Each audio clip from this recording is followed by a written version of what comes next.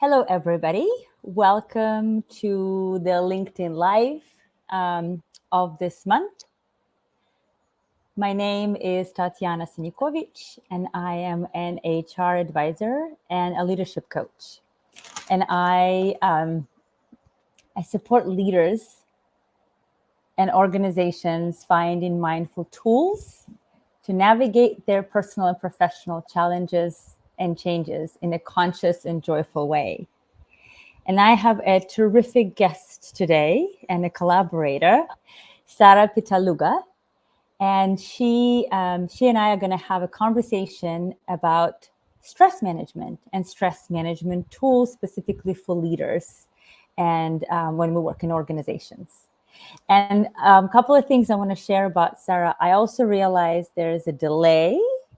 So hopefully you're still getting my message through. I can't see all the texts, so get comfortable, kind of get your cup of tea, and if you have any chats or any questions, put them in the chat. I will see them, and as Sara and I are having a conversation, I will bring them to everybody's awareness and bring up the questions. So a little bit about Sara. So let me read so I don't have to, so I don't miss anything. But something about Sara that I found very fascinating is that she got an MA in sensory design in Milan and then spent about 15 years following that designing experiences involving senses and creativity. She also worked for big companies, schools, nonprofits or NGOs and private organizations. And then she eventually in 2014 moved to London. Had, as she calls, a very useful breakdown. She underestimated the challenge of starting a new life in a foreign country, and the stress level of her skyrocketed. So in pursuit of support and supporting herself throughout this transition, she explored the holistic world. So she tried different therapies, and she says, you name it, she tried it. And then she found footwork method created by an Israeli therapist, Avi Greenberg. And it worked really well. So she decided to become a therapist herself. And she completed her training as a reflexologist at London School of Reflexology. And in the following years, she became very interested in stress releasing techniques. Eventually in 2020, everybody's 2020, some change always happened for everybody. She moved back to Italy. And so recently, in 2023, which is this year, she discovered access bars, a technique that focuses on limiting beliefs, and she became as a facilitator. So at the moment, we get her primarily as a combination of all these different tools as she works with clients' needs, and absolutely is honored to take the clients to that space where they can let go of unnecessary efforts and limiting beliefs and create the life that they desire. Thank you very much for joining me. If there's anything else I missed, let me know in terms of your bio, but welcome. Thank you so much for inviting me. And no, you didn't miss anything. It was like the best presentation ever. I'm so happy and honored to be here. Absolutely. So that's an honor is mine as well. So we're going to kick off with a first question that you and I can kind of collaborate and talk about, which is what are the common signs of stress, particularly in a professional setting, and how can individuals recognize and address them early on? Okay. So the signs are very clear if you pay attention. And in this part, I think that's the key, because the problem is we don't pay attention. And there are two levels. One is to notice the stress we are experiencing. And the other thing in a work environment is to notice other people's stress. Mm-hmm. So the first thing that I suggest is always become aware of your own stress, because once you notice things about you, you can notice the same things probably in other people, even if we all have a different stress response. But for example, if you notice mood swings, someone becoming very fidgety, restless, aggressive, that those are all very clear stress related, anxious. anxious. But again, in many workplaces, there is this myth: I'm busy, I'm busy, I'm busy. A bit of anxiety close to the deadline is good. It is. Problem is, after the deadline, you should be able to release that tension and go back to rest and digest. That is the Yes, part many people simply miss because they're so used to, being at, like, let's say 200 miles, that when they exactly. slightly slow down and they think they're fine, their nervous system has a completely different opinion. This is not the resting phase. This is just moving from a too fast situation To a to little one slower.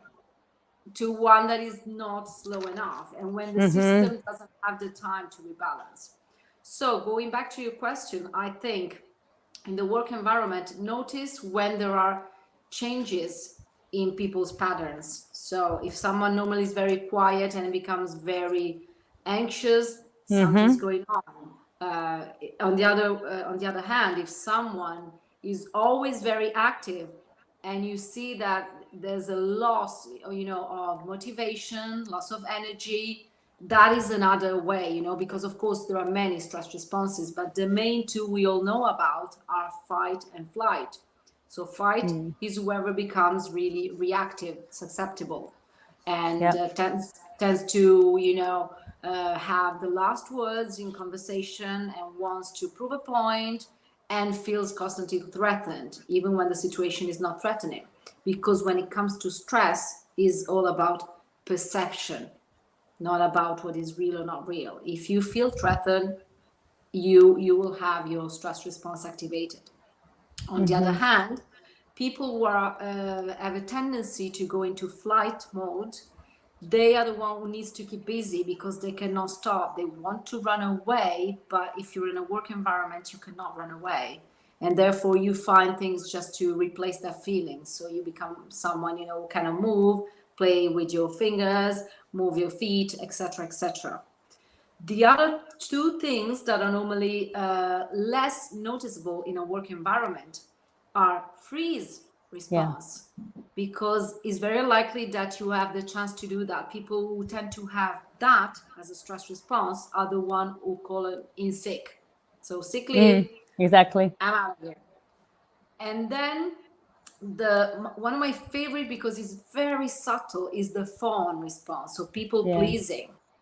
People hardly notice the people pleaser in a work environment because those are the ones everybody appreciate, I the was gonna kind say ones. that's what everybody thinks that's the norm. That's no, oh, she's always ready to help. And I'm saying she, not accidentally, because mostly are women, it's somebody that is very wired in most of the cultures, that the woman is ready to sacrifice herself It's the and caretaker. It's like a caretaker piece. caretaker, exactly. And therefore, it's really hard to understand when this has become a habit and this person is not able to connect to her own feelings, her own true feelings. Yeah. So I think in your work environment, especially if you're a leader, becoming able to monitor, your team's mood reactions, and also you can really feel the energy in a room. It doesn't require to be extremely sensitive, but when you enter a room, we all can notice that there's a different kind of atmosphere. If people are, lively and joyful, Yeah. or there's that gloomy kind It's of, like a heavy. of It has a yeah. heavy or light, yeah, or like kind of Exactly. engaging So or a heavy for me, feeling. heavy and light is always a very useful tool, and it's a simple one. So when the atmosphere is heavy, ask questions. Ask people not only the usual "how can I help you," but what would you like me to do to help you, to support you, because everybody's different. So I think also reframing some kind of questions can be useful to make people feel more welcome, and that they are in a place where they can trust people and they can share even uncomfortable feelings. Absolutely. Thank you. Yeah, as you were pointing out, some of the things that are kind of the part of the symptoms to pay attention to, and when I was looking deeper into this topic, just to kind of have what are kind of categories. And so you mentioned them without naming some. So I looked at it was like physical, emotional, cognitive, and then there's behavioral and interpersonal. And so on one hand, sure, there's like 5 of them to pay attention to. But again, back to what you were saying, it's important to have your own self awareness to know what your stress responses are and how you respond to it. So then you can be able to navigate, be empathetic, but also that compassionate piece of like, how can you support your team, even though you understand the place they're at, but also like, what are the things you can do and you cannot. That's also really important. But you will only be able, one can only be able to do that based on their own self-awareness and capacity. So if they're under terrific amount of stress, the capacity, the internal capacity of all of this physical, emotional, cognitive really decreases, right? So they can only hold so much. And so that's a lot of times as working with leaders, what I work a lot with is just actually increasing and expanding their capacity. And you and I just talked right before jumping on this call about diaphragm. You were talking about an exercise. Maybe you'll share some with us later. But it's that, for me, was that visual. It's like, it's a big thing, but it has to expand and contract, for us to have that space to breathe, and come back. And if it's not expanding and contracting, we don't have all the functions functioning properly. And so that to me was like a great actually visual before we jumped on it. So yeah, I think for me, the next one, what we're talking about, what I would like us to talk is more of the practical, right? So the role of the practical stress techniques. And the whole point of just overall, even, and is there a quick fix? That quick fix thing is, to me, such a Western culture driven mentality and mindset. It's like, can somebody just give me something very quick, or a pill, or it just like you and I were talking, like one technique, and I do it once, and everything is going to go back to normal. And so, could you please, you and I spoke a little bit about it, but could you please expand on that? Yeah. Yeah, with pleasure. We all want the magic wand. We all wish it was that simple. And I hear Yeah. it over and over again with my friends, with my clients. Once I fix this, I will move on to the next phase. Exactly. Life is way more complicated. And I think the best thing everybody can do before looking for, tips or quick fixes, because there are no quick fixes, there are useful tips, is just ask yourself 3 questions. The first one is, what is my story? What is my personal history? Where do I come from? What's happened to me? The second one is, what is my current situation? What does it look like? What does it feel like? Mm-hmm. And the third one is, for me, the most important question is, what will happen if I really start to take care of myself? What do I want to achieve? What is my goal? Do I want to, end up the day with still some energy to enjoy family and friends? Do I want to be a better leader in my workplace? Do I want my team to feel that we're going somewhere, we're creating something special, precious? Um, what is my goal? Because if you answer to that question, you find your own reason why, and you'll be more motivated into exploring the world of tips, practices, Well, techniques, you'll be whatever. much more open to it, because otherwise there's like exactly just what you're saying. What's the why? What's my why behind it? Right? As you were saying, Yes. what's my goal or what's my vision? It's like, why does it matter? Yeah. Because that will hopefully make you discover something. One of these Mm-hmm. techniques will make you curious enough to want to go deeper into that. Whatever Yeah. works for you. So I'm not saying that everything can work, but if you go every day in a very toxic, for example, work environment, 5 minutes meditation once a week won't do much.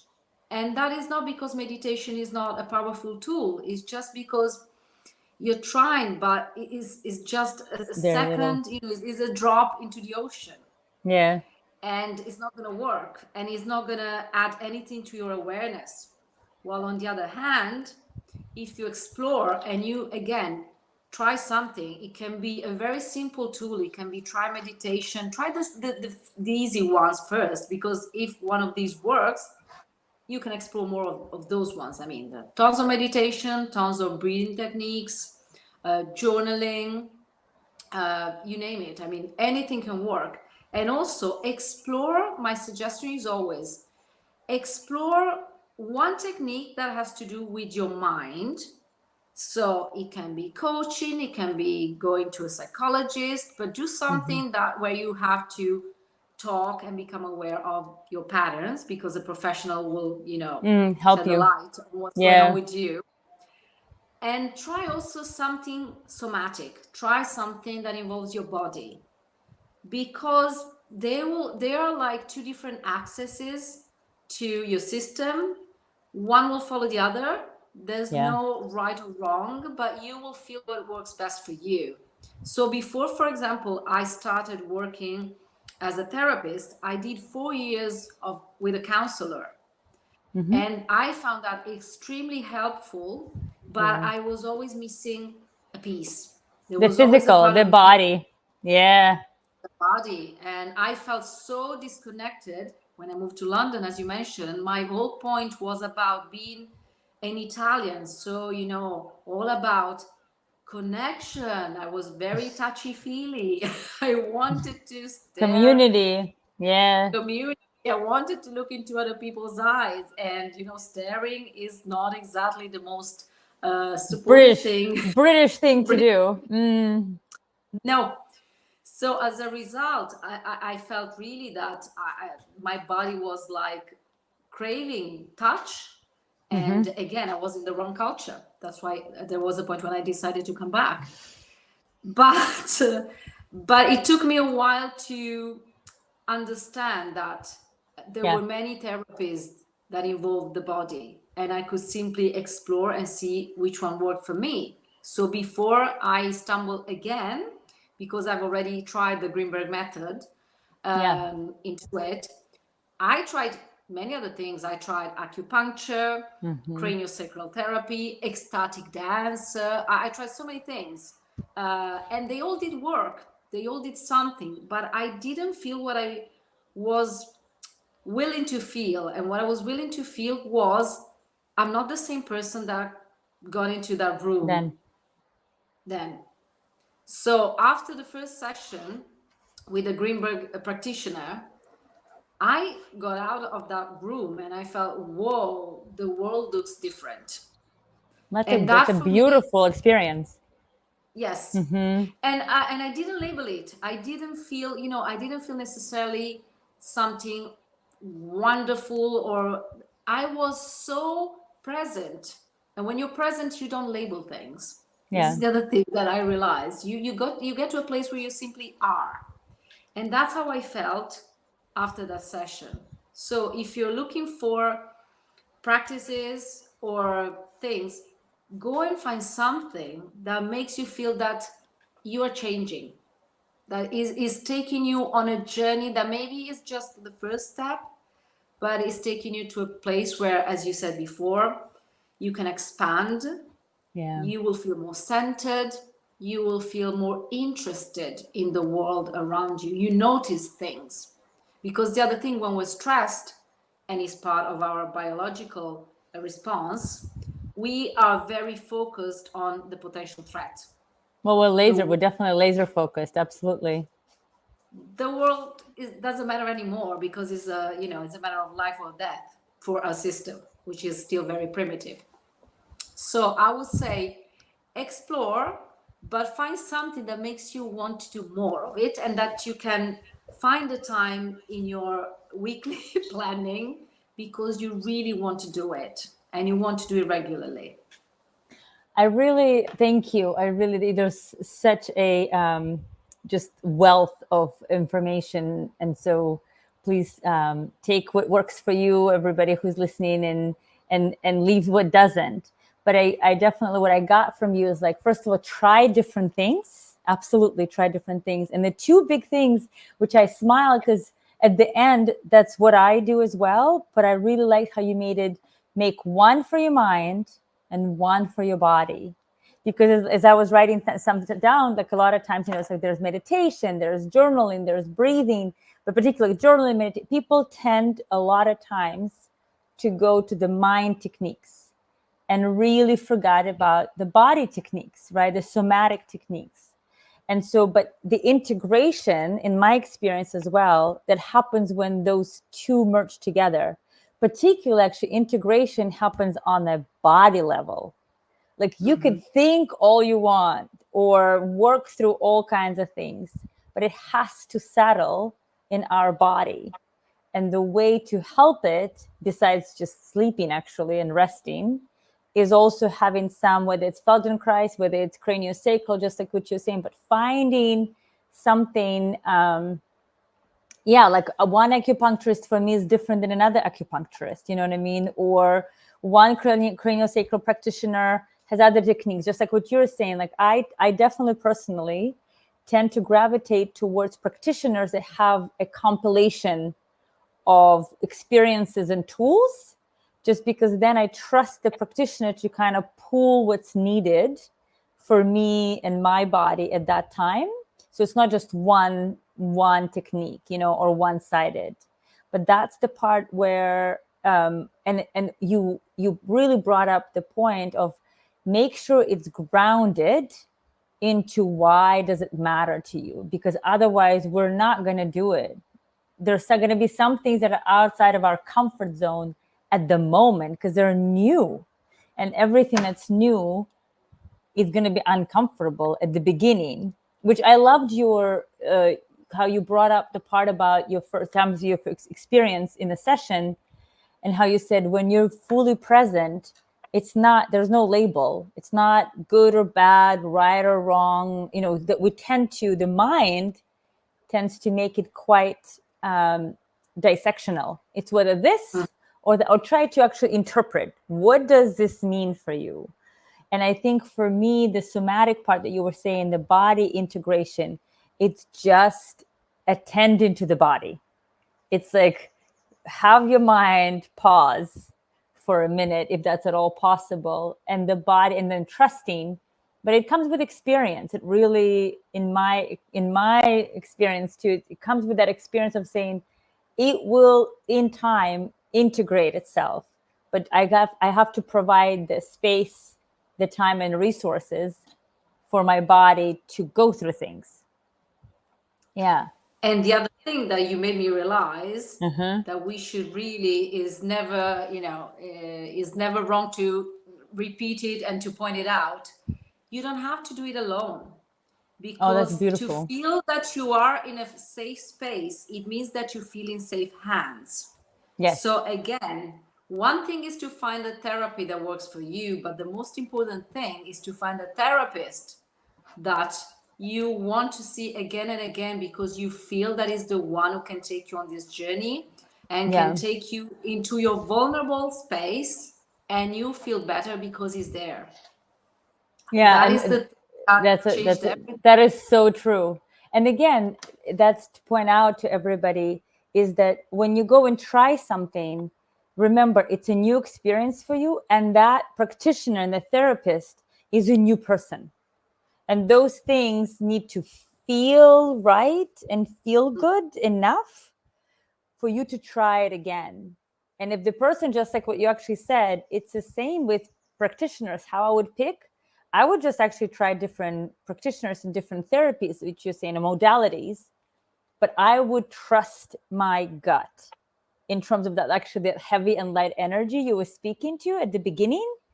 Just like to sense the stress energy of your team, I do the same with the person I'm going to work with, or let them work on me, is that am I feeling light energy from this person, or is it on the heaviest side? And how am I feeling relaxed enough and safe in their presence? So those are all the parts to really pay attention to in terms of the tools. And then also the kind of last thing, and then we can summarize some things, because is mindset shifts, right? And you and I were mentioning the mindset shifts, and also reframing challenges. I know you speak to that actually quite a bit, as I experienced a session online with you. And so could you speak more to this? Yeah, I really enjoyed it. Well, as we said, it's all about the way you perceive things. Mm-hmm. And again, we tend to spend so much time up there where we love to label things because that's the mind's job, Yeah. to make you understand, analyze things, and to navigate reality at your own terms. But reframing is what makes you get into that wider space that is full of possibilities. Because if you only follow what is right or wrong for you, you end up, as you said before, in those polarities that don't serve you much. Because everything outside those two won't work, will trigger you. And even the Yeah. fact that sometimes, for me, this was a big aha moment in my personal journey when I discovered that not only the things that I consider bad for me were important to explore, but also the things that I consider good for me are the same thing, right? I mean, they keep It's you that always, label. Yeah. so you always tend to, move in that comfort zone because for you, that is coherent with the person you are, is right for you. Somebody told Mm-hmm. you it's good. And then therefore you just run in this small space and you miss so much out there. Only if Yeah. you give it a chance, you can discover it. So reframing, again, as we said before, can happen at a level mind or within your body. So Yeah. why is it important, again, to have the right therapist with you? Because once you experience something that is not pleasant, it takes you into an area of discomfort, Of growth. and Yeah. still it doesn't feel so bad because maybe you're just so present and you trust whoever you're with that you go with it. You go with it and you feel it deeply. You stay with the feeling, the famous thing that we tend to run Yeah. away. You stay with that feeling and you discover that it can very rapidly turn into something different Mm-hmm. and is way more interesting and mysterious than something that feels good or bad. Yeah. So reframing, I think, is key. And then, as you said, integrate it. Probably, I mean, it does integrate in the body, but then it is also useful to explore it with the mind, what happened in the body. And therefore, Yeah. you kind of put all the pieces together and you notice that the world has changed. Your world has changed. The world you can access has changed. Has changed. And therefore, words become less important in a way because Mm-hmm. again you don't want to label things anymore. You want to explore and experience everything without labeling it. And that, again, if you're a leader in a company, for example, you're bringing a very precious space for you and for the people who are working with you because they can feel, Absolutely. wow, Yeah. there are no limits here. We can, we can play. It's a playful space. It's a That's playful it's space. absolutely what you're bringing up, and I up on kind of on the heels of what you're saying. It's only with that capacity expansion that people can be creative and playful, because when we don't have that internal space, mentally and emotionally, we don't have the ability, because everything else is more of a survival piece. And the playfulness and creativity, and therefore as companies want more innovation, that comes only in the space of that spaciousness and expansion. And so, as you were exactly pointing out, and also what I want to point out is, you were saying, it's that growth doesn't happen from a very comfort zone. It doesn't. It only happens at a discomfort. The level of discomfort might differ, right? But it's only in uncomfortable places within our bodies, our minds, situations, that we grow. And But again, again, the yeah, idea of being in a discomfortable situation changes if you are on a journey, yep, because I experience that myself, and I experience this every time I'm with a with the client. client. Going, into that discomfort when you have someone with you can turn it into a wonderful experience and make you expand. And that expansion may not feel familiar, Yeah, but it doesn't feel bad. So right. once you enter the playful space, Mm-hmm. there's room to play. So I do understand the point of, get out of your comfort zone, but sometimes there's no need to get out. You can just expand it. You will Yeah. stumble into some memories, body memory Mm-hmm. or That we something that store. happened to you Yeah. that are not exactly comfortable, but you will be able to expand it because you are like it's like a wave. You cannot stop Yeah. the wave. There was that song, you can't stop the rock. You Yeah. can stop. So no, you can stop the wave as well. So go with That's it. a beautiful, yeah, that's a beautiful segue as we wrap this up. So then, what would you say, couple of reflections or couple of insights that you would like as people listen to it now or later? What do you want them to walk away with, the leaders particularly, right, in the organizations? What are the kind of the first tools to start with or pay attention to? Okay, if you're a leader, you have a wonderful responsibility, and you can be the leader you were dreaming, to have once you were not a leader. So be the person you were wishing to have to Yeah. guide you back in the days, because that Mm-hmm. will remind you, okay, this is what I look for in a leader. And also, don't put too much pressure on yourself, because we're all in a journey. And now after COVID, after the pandemic, mental health has become a topic, Yeah. and I'm really grateful for that.